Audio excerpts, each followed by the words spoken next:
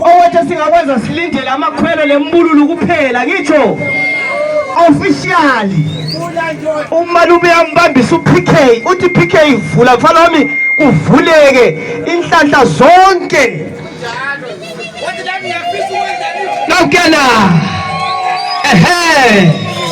nawukena officially opening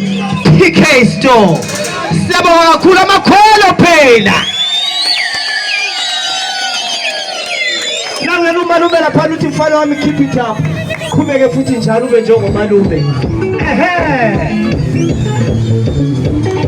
nikhona injabulo abantwini phela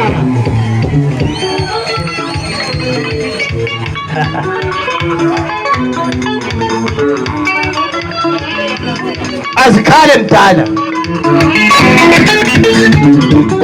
mdala azikhale la